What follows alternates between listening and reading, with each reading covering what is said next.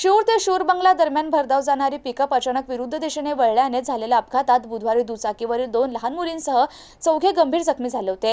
अपघातानंतर जखमींना छत्रपती संभाजीनगर येथील खासगी रुग्णालयात दाखल करण्यात आलं होतं. परंतु उपचारादरम्यान 9 वर्षाची वेदश्री हिचा काल सकाळी मृत्यू झाला आहे. शूर बंगला येथून प्रभाकर आप्पासाहेब जाधव हे आपल्या दुचाकीवरून मुलगी राणी योगेश कवडे तसंच राणीच्या 2 मुली अनुश्री योगेश कवडे आणि वेदश्री योगेश कवडे हे शिवूरकडे येत होते. यावेळी शिवनेरी मंगल कार्यालयाजवळ शूर बंगल्याकडे जाणाऱ्या भरधाव पिकअप वाहनाने अचानक विरुद्ध लेनवर गाडी वळवत दुचाकीला धडक दिली. दरम्यान धडकेनंतर पिकअप वाहन दुचाकीसह खड्ड्यात जाऊन धडकली. सुदैवाने अपघातात दुचाकीवरील तिघे उडून बाजूला पडल्याने ते जखमी झाले. मात्र या अपघातात प्रभाकर यांच्या पायाला गंभीर दुखापत झाली. तसेच 9 वर्षीय अनुश्री हिच्या जबड्याला मोठा मार लागल्याने तिचे संपूर्ण दात पडून गंभीर जखमी झाली. तर 4 वर्षीय वेदश्री हिला देखील गंभीर दुखापत झाली.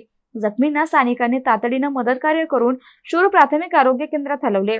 तेथे प्राथमिक उपचारानंतर छत्रपती संभाजीनगर येथे पुढील उपचारासाठी खासगी रुग्णालयात दाखल करण्यात आलं. या प्रकरणी शूर पोलिसांनी अपघाताची नोंद घेतली होती. या अपघातानंतर सर्वच जखमी दुचाकीस्वारांना छत्रपती संभाजीनगर येथील खासगी रुग्णालयात दाखल करण्यात आलं होतं.